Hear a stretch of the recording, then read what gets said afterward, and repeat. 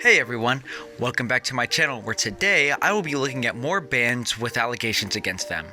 Last time I looked at Set It Off, All Time Low, and Pierce the Veil. Within these three bands, we see a wide variety of ways a band can handle one of their musicians being accused of something so heinous. But like I said last time, there's many more to look at. Today, I want to look at Emarosa, I the Mighty, and Dance Gavin Dance. Now, before we get into this video, I just want to say that what I'm here to talk about today, and what I talked about in the last video, are just allegations. I'm not here to say whether or not they are true or false. I'm just here to look at what the allegations were and see how they affected the bands that they were levied against. Also, this is going to be the last content warning of sexual assault and rape before we get into the video. Now, with that being said, let's get into talking to our first band of the night. Baby, how'd you get in my head, running around, chasing the drop, figure it out. I know that I should have stayed. The year is 2006, and keyboardist Jordan Stewart, drummer Lucas Kazuski, and guitarist E.R. White decided that instead of going to college, they would not only start a band, but this time take music seriously. Though the members have been doing music since high school, they felt an itch to go for it once they left. It started off as a band called Corsets Are Cages, with Chris Roberts on vocals, Mike Brown on rhythm guitar, and Will Sowers on bass, recording a 3-song demo. Once the demo was completed, Roberts and Bryant departed from the band, recruiting Chris Roeder and Madison Stolzer to take over vocals and rhythm guitar. Once these new members had joined, the band changed their name from Corsets Are Cages to Emarosa and signed to Standby Records. In 2007, they wrote and released a 7-song EP titled This Is Your Way Out. But it was released by Rice since Standby did not have distribution at the time. This EP was released with a re-recorded version of their demo, Utah, But I'm Taller. This was the beginning of a slew of lineup changes, however, because after the EP was released, Roeder and Stolzer departed from the band and were replaced with former Dance Gavin Dance vocalist Johnny Craig and Jonas Ladaker on rhythm guitar. This was not taken well by the fans, who publicly ridiculed the band for not being as good as they once were and upset that Johnny was no longer in Dance Gavin Dance. However, the band moved on and moved forward to release 2 albums, Relativity in 2008 and the self-titled Emarosa in 2010. After the second album with Johnny Craig, he was back as a member of Dance Gavin Dance, and it was not made clear if he was still working with Emarosa. But when Johnny Craig turned himself in to detox amongst Twitter scams, Emarosa officially and publicly said that he was no longer in the band. Funny enough, Emarosa still toured when Craig was working with Dance Gavin Dance and after Craig turned himself into detox, so they had Tillian Pearson as their touring vocalist to fill in the tours that Craig was now unable to do for the rest of that year. The band would be looking for a new vocalist for the next few years. In March of 2014, it was made clear that Bradley Walden was going to be the new vocalist of Emarosa. Before joining Emarosa, Bradley Walden was the vocalist of a band called Squid the Whale. Walden was the vocalist for 2 EPs, New War in 2011 and 4 More in 2013. While Walden was in Squid the Whale, he was simultaneously uploading covers to YouTube to try and promote the band's music. I tried to find his covers on YouTube, but I came up with nothing. If anyone knows where to find them, please let me know. I'm just curious about what they looked and sounded like. This ended up doing well for him. Because of these covers, Emarosa's merch guy of all people was able to send the band his covers while they were still looking for a new vocalist. 6 months after Squid the Whale's second EP release, Walden left that band to join Emarosa. Interestingly enough, Bradley auditioned for the band early in their search for a new vocalist, but apparently it didn't work out as well as they hoped. But since Emarosa and Walden kept in touch, they eventually found their ways back to each other, and others deemed this lineup of Walden, White, Ladaker, Stewart, Sorrows, and Kazuski to be what Emarosa was always supposed to be. With this lineup, they were to release 1 album, being Versus in 2014. A little over a week after Versus came out, however, Walden went on an interview and officially announced the departure of original drummer Lucas Kazuski and guitarist Jonas Ladaker, which makes me happy because that leaves it no more hard names for me to most likely mispronounce. Before the end of the year, Will Sowers also left to get an education and Matthew Marcellus joined as the new rhythm guitarist. The next album with this lineup is 131, which was released in 2016. It's a shame that the band claimed that the lineup for Versus is what Emarosa should have always been and was only there for 1 album. Now, Wikipedia is telling me that before the next album, Peach Club, came out, Jordan Stewart left the band, and the only remaining original member is a guitarist E.R. White, but I can't find anything on an official departure. Peach Club came out early in 2019. This was the last album to release before the allegations came out. In June of 2020, Bradley Walden was accused of pedophilia, grooming, and coercion of solicitation of child pornography. The story says that while Walden was in Squid the Whale, he met a 16-year-old girl whose family left the band to stay the night at their place while on tour. During that night and the next day, Walden would exhibit some weird and creepy behavior, such as peeking his head in the accuser's bedroom exclaiming, "So this is what a teenage girl's bedroom looks like." Going for physical contact regularly, like boxing the accuser next to their countertop with a hug, touching the accuser's boob during some pool play that may or may not have been intentional, as it was while they were falling into the pool, taking a picture of the accuser when she was 7 and putting it as his Twitter header, and picking up the accuser and hugging them while he said bye before the band left. The accuser also stated that there was a bandmate calling Walden out for his behavior over the first and last instance. When the band left, they all exchanged socials and numbers, and the accuser kept a friendship with Walden over the course of the next year. They followed his career as he went into Emarosa, and the next notable event happened while Emarosa was on tour. Walden invited the accuser and a friend to a show, and while they were there, he gave them a raspberry on their neck. At this point, they were 17 years old. The allegation ends with an Instagram post of a shirtless Walden. His friends were commenting "would," and so they did the same. This inspired Walden to immediately text and basically start a sexting interaction with the accuser, and even told them to move to Snapchat so that the messages would automatically be deleted. The accuser clarified that there was no physical interaction between the two, but since the accuser was 17, the images shared are still child pornography. The immediate consequences to these allegations was Emarosa being dropped by their label Hopeless Records within days of the allegations, along with being dropped by their management. Bradley Walden addressed the allegations close to 2 months later that started with an apology acknowledging that he had been selfish and an asshole to those close to him. He then goes to explain the connection between him and the accuser, agreeing that there was a relationship between himself and the accuser that did only take place through social media. However, he goes on to explain that the reason it took him so long to respond was because he was advised by his counsel to wait until they were able to fully process the information, along with being able to go through the proper channels. He then says that the allegations are false and that the accuser is most likely hurt, but has on multiple occasions tried to attack his name. Walden does not clarify that when they made these attacks, if they told the same story that we all know now, or different stories to get revenge. The statement then goes on to say that victims should go to the police to make sure that they can be protected from anything that the accused might possibly do. In the end, he started a defamation lawsuit against the accuser. So, I saw in the band's Wikipedia that the allegations were proven to be false, however there was no citation for that. The only place I've seen that they were proven false was on the Men Rights subreddit, but that didn't cite a source and also seems very untrustworthy. When looking at the band now and searching for them on Twitter, it seems like everybody has truly moved on from this. The original allegation is no longer on Twitter, but thankfully I found it on a web archive. It seems like overall, Emarosa was able to move on from this allegation. Sure, they lost their Hopeless record backing and their management from Rock Nation, and half of their remaining members, but it was not enough to stop them.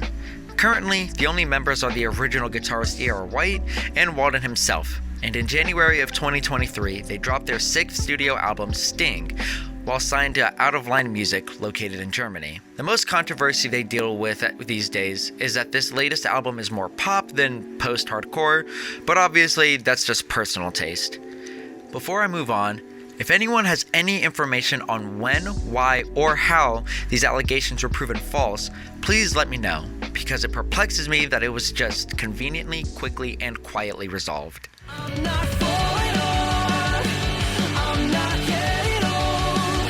They say I'll come back with something bitter, but I'll make it so much better. The year is 2007 in San Francisco, and friends Brent Walsh and Ian Padigo are in high school. The two wanted to start a band, so they taught themselves guitar and started songwriting. The initial idea was for them to be an acoustic project and released a self-titled EP in 2008.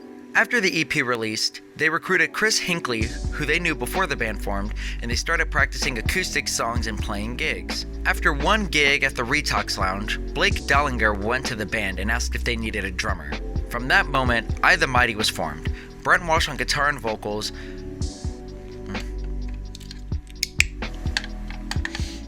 From that moment, I the Mighty was formed. Brent Walsh on guitar and vocals, Ian Padigo on guitar, Chris Hinckley on bass, and Break Dallinger.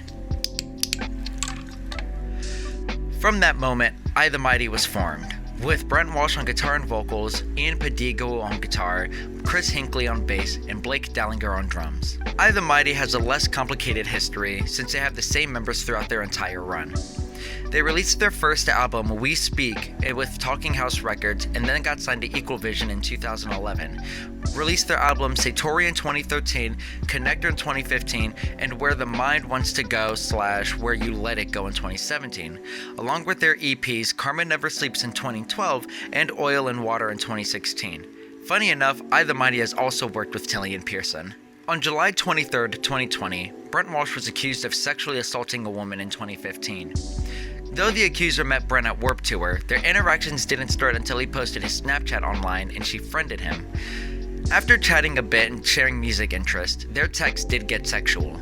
She makes it apparent that though she is 18, it was still a weird age gap.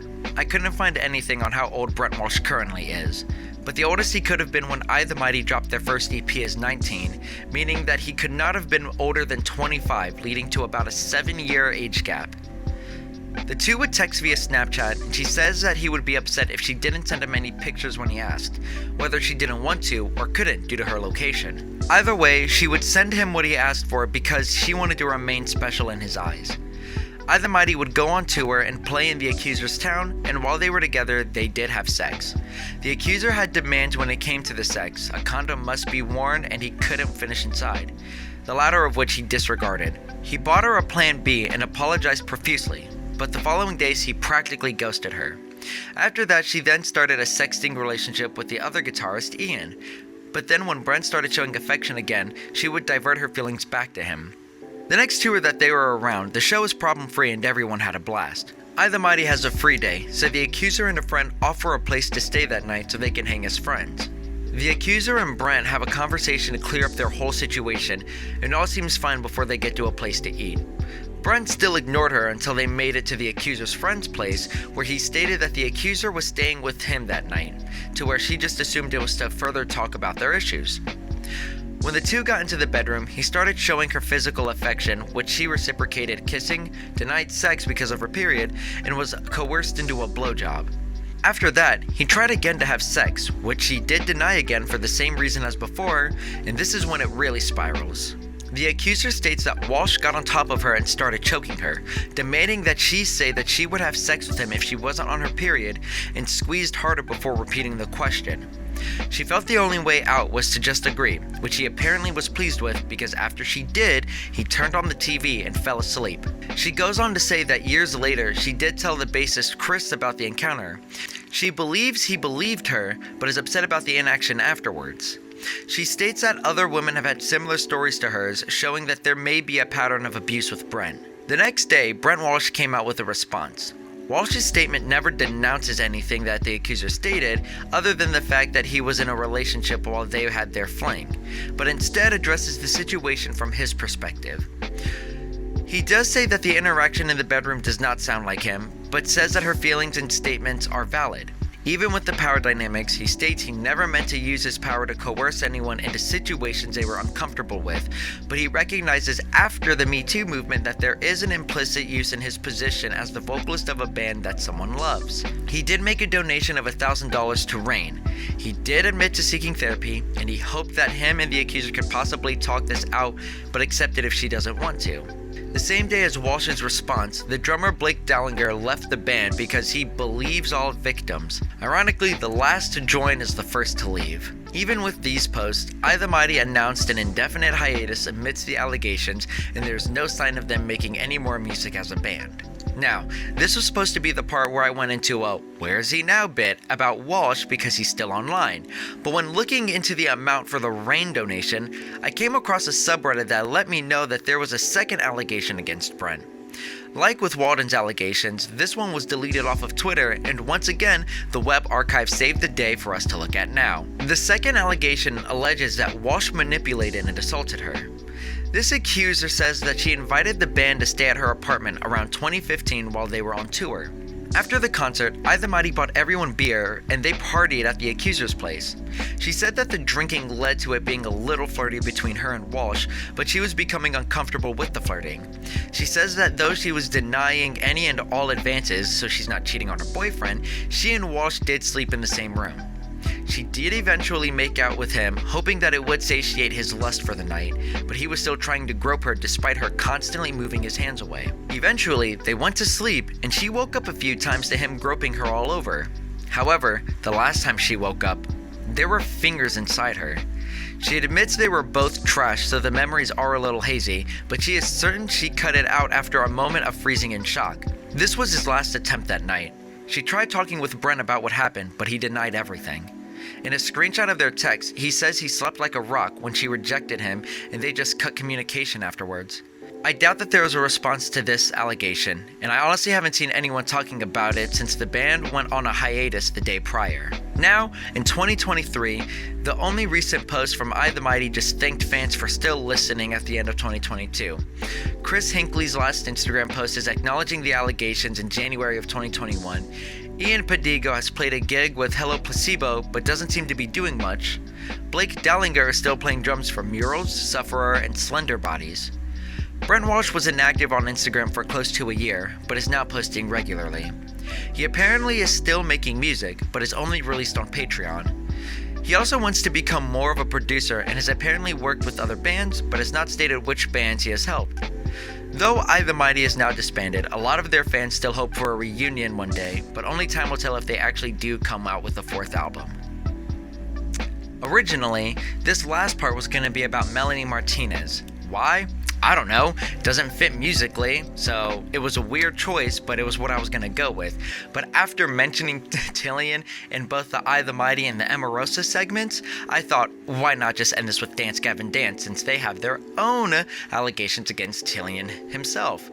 So, with all that being said, we are getting into... Running on fumes, what can I do? Waiting for my star to come through, desperate for some motivation. Running on fumes, checking my fumes. In 2005, Dance Gavin Dance formed in Sacramento, California when guitarist Will Swan, drummer Matt Mingus, and bassist Eric Lodge left their previous band Farewell Unknown.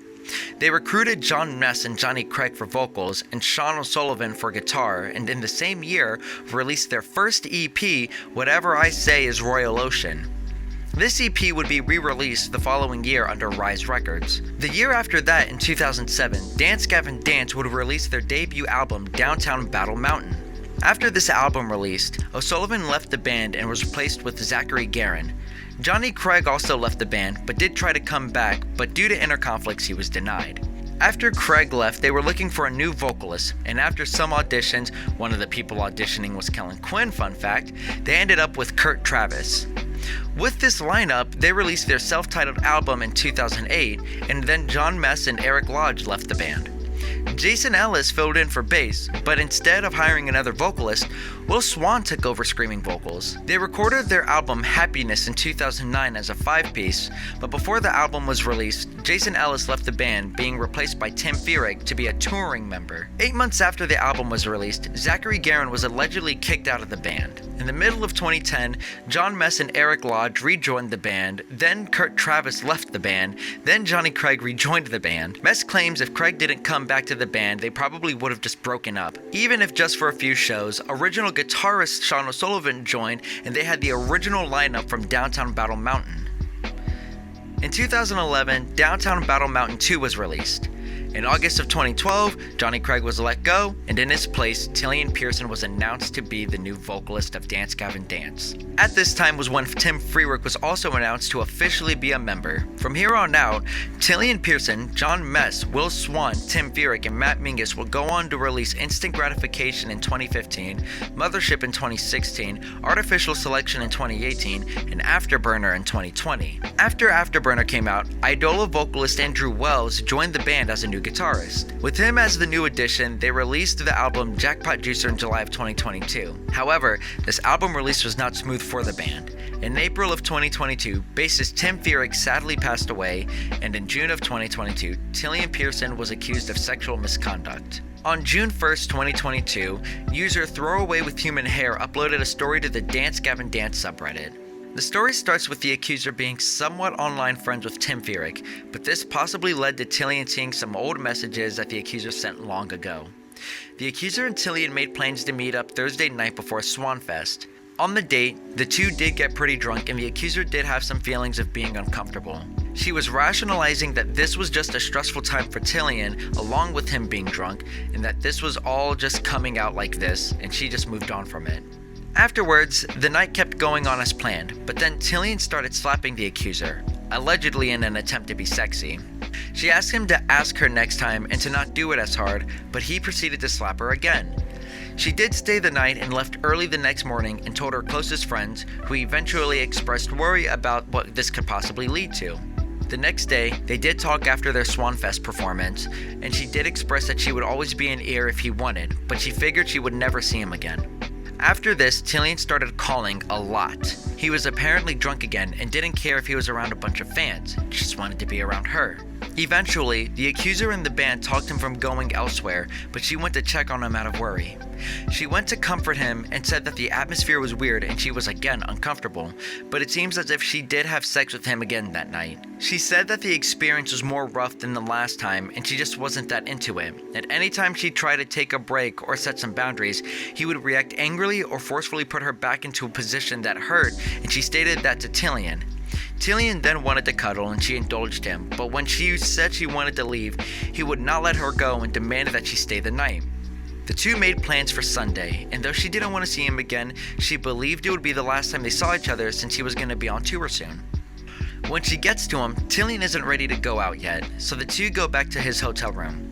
At some point, the accuser takes her shoes off while she waits for Tillian, but he took this as an invite to make a move. However, she said that she didn't want it and told him to just get ready because she was starving. He tries moving her clothes around while unzipping his pants, but she moves and he persists. Tillian did insert himself a little before saying she'll get the rest of it later, as if it was some sort of tease before dinner.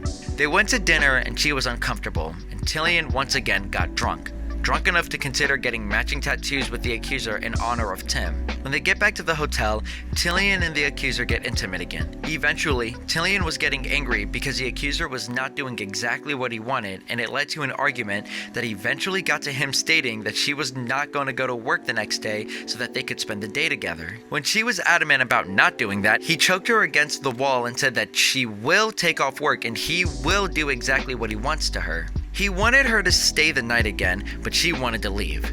The only way she was able to leave was by lying about grabbing stuff from her home. He still argued with her but was too tired to keep it up. She left and sent a text breaking things off, being clear that this behavior was too much and she did not want to be around it. The allegation does go on a little longer, stating that they saw each other one more time in person and still got intimate. This allegation was the first to come out and Tillian did respond to it, but before I get to that, I want to address something else. The fans. Now, I never intend to talk about the fan reaction too much, because to me, it always seems like it's either, I can't believe I supported such a terrible person, I'm sorry you went through this, or, I'll wait for proof before I decide who to believe, or, you're very clearly lying and taking away from people who have been through this. However, for this instance, I heard that there was proof that she lied about the allegation. So, I went through Twitter, and I went back multiple months before I found what I was looking for. Someone made a Google Drive with multiple photos to prove that she is a terrible person and capable of lying about such an allegation. People claim that in a text conversation with a friend of hers, her next victim will be Tim's brother. And though she says this, the context is being wildly changed so that people can use this as a gotcha moment. The specific text thread, however, is not her admitting to lying about an allegation, but instead about how she wants to have sex with Tim Fierik's brother, made clear in the other screenshots that are in the same folder on the drive. She states she wants to distract him from his grief with her body. As far as I'm concerned, this is not an admission of guilt, just a dark joke she made to her friend, something that she acknowledges again in the screenshots. Like I said, I found this in a Google Drive that is supposed to be evidence that the victim is an awful person who would lie about this, but the majority of the folder has nothing to do with Tillian. There is a racism, ableism, Madeline Fox, and an X folder, all there to show her being a bad person. These don't relate to the allegation really, but the ableism folder, it isn't even the accuser saying the slurs half the time, and one of them is an Always Sunny reference. Also, if we were to believe that the victim abused an ex-boyfriend unrelated to Tillian, why would that change what possibly happened to her with Tillian?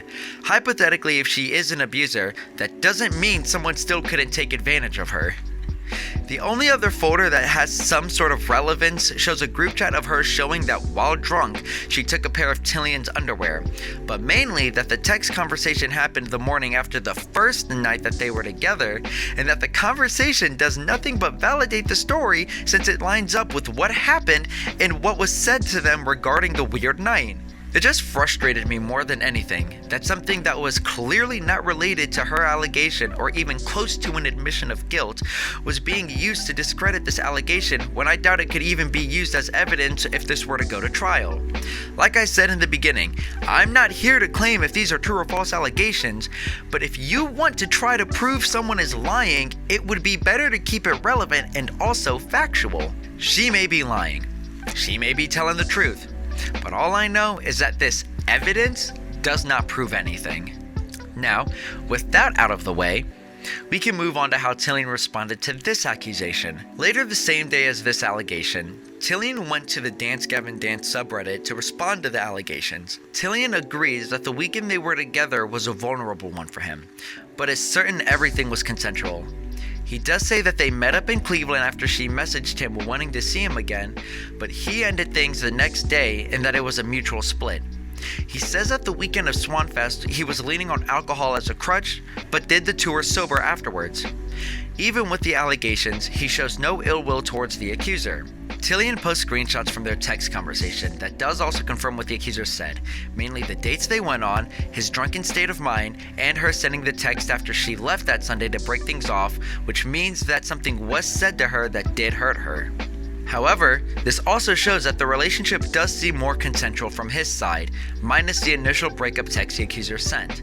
Now, when I say that, I say more consensual from the basis of the text alone. I'm not commenting on anything that could have happened while the two were physically together in a room. The same day that Tillian makes his response to the allegations, Dance Gavin Dance announces that they take these allegations seriously and that Tillian will be stepping away from the band to seek professional help.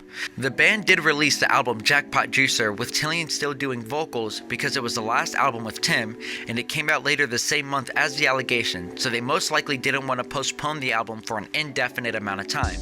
They also did not cancel their tour for Jackpot Juicer, but instead had guitarist Andrew Wells take over for vocals, and even former frontman Kurt Travis joined in select shows, while Marco Cobo from Veil of Maya filled in for rhythm guitar, but this was not the end of the issues. After Tillian made his response to the first accuser, there was a second accusation on Reddit about Tillian that came out to corroborate the story of the first accuser. The second accuser starts off by stating that they met Tillian through the dating app Hinge, a week prior to the initial allegations coming out. They went to a rooftop restaurant where she was enjoying herself, though it seems like it was out of Starstruck. The two enjoy some time together before going back to his place for a glass of wine on the rooftop. The accuser was certain where this was heading and clarified that she does not have sex on the first date, but is willing for other actions to take place during the night. Tillian apparently started teasing her for this role, but eventually got upset. During their limited intimacy, Tillian tried engaging in intercourse even though she was denying the advances. Eventually, he gets on top of the accuser and she tries fighting Tillian off, but he won't move. She decides that instead of fighting back, possibly getting injured, and definitely getting assaulted, she just accepted the situation to feign some control in the situation, and the two ended up having sex. Afterwards, she left and texted him the next day with no response from Tillian. She provides their text conversation and pictures of his plaques to prove that she did in fact have a date with Tillian. Unlike with I the Mighty, when the second accusation came in, Tillian also responded to that with a second Reddit post. Unlike with I the Mighty, when the second accusation came in, Tillian also responded to that one with a second Reddit post. Tillian starts off by stating that from his perspective, everything was consensual, but said her feelings and her view were valid. He says that though the power dynamic was there, he was unaware of how much the band was heavily involved in her life and decided to not respond to any text after the date to not aggravate the situation. Tillian ends the post by stating that he will be going into therapy to become a healthier and better person than he was in that time. Tillian going on hiatus was not indefinite, however, because on November 10th, 2023, Gavin released a statement addressing Tillian's substance abuse problems, how grief affected those issues, and how Tillian had been working to improve himself and that he was rejoining the band after getting help. Tillian also made a statement acknowledging that he went to therapy for his substance abuse issues, but made clear that his leaving the band was not related to sexual misconduct allegations, but doubling down that any form of intimate interaction he's had is always consensual. Now, Tillian is back in Gavin, touring and most likely working on new music with the band. Now, originally, I was gonna just go to the conclusion of this script that I had already written, but after seeing some comments under my Scene Queen 18+ video, I thought I'd end this in a different way. The comment brings up a few things that I basically want to respond to or refute if possible. First and foremost, this person brings up the question, what is an allegation? And I think that is a good place to start just to make sure we're all on the same page. An allegation is a claim that someone has committed an illegal act or some kind of wrongdoing that the person making the claim does not have evidence for. I believe we are all aware that these are allegations that do not have any substantial proof, or else these would be accusations. But why is there no proof? The majority of the evidence used is biological evidence, like semen, but also other identifiable evidence like fingerprints, footprints, or even trace fibers like hair. Evidence like this typically needs to be taken as soon as possible, so the best chance they have is to immediately call the police, not bathe at all, keep on the same clothes and not mess with the crime scene. As simple as that sounds on paper, it becomes less doable when the perpetrator of the crime is no stranger, but someone you either know personally, like a friend or spouse, or someone you may see as a superior, like a boss or celebrity. In instances where the victim knows the assaulters in some way, there tends to be shock and confusion after the fact, and it takes them time to fully understand what happened. During the time it takes to understand, the victims may shower, clean their clothes, clean the scene of the assault, and by the time they would most likely want to make a police report, there is not substantial enough evidence left for the officers to follow through with the police report. With no sufficient evidence after the fact, there may not be a high likelihood of conviction, leading to no police report being filed. This means that just because there is no police report, this is not a smoking gun to prove someone is making a false allegation.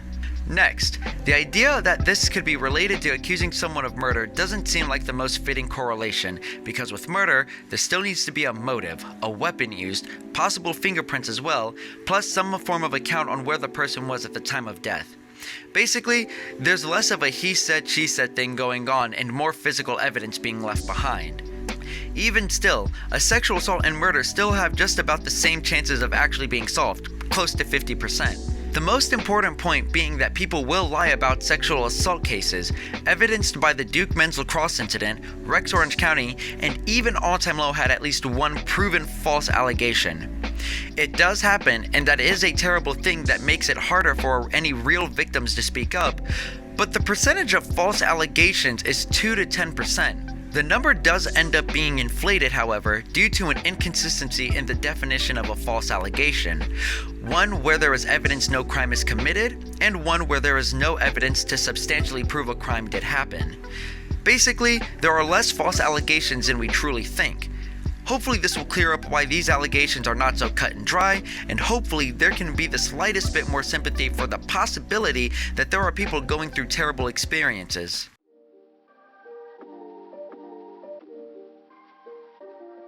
These bans have truly shown how much these types of allegations can affect the future of a group, whether it's getting the band to break up, having almost all of the members leave, or what basically amounts to nothing. I find it interesting the connections to the bands brought up, both in this video and the last one. Emarosa, I the Mighty, and Dance Gavin Dance having all worked together with Tillian at some point, and set it off getting their start after Cody performed with All Time Low, and All Time Low making a song with Pierce the Veil. Hypothetically speaking, if all these allegations were proven true, it would show more of that boys club within the scene, whether intentional or not, since they not only work with band members who will commit these types of crimes until they're called out, but also work with other people who may also be some type of pervert. But with all that being said, let me know what you think of these bans, their allegations, and how you think they handled it.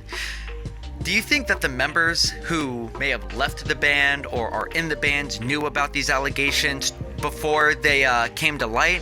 I know in some of them the accusers do say that they let at least one member know. I think it was said with All Time Low that one of them had to know about it, and here I believe it was I the Mighty, the accuser said they told the bassist.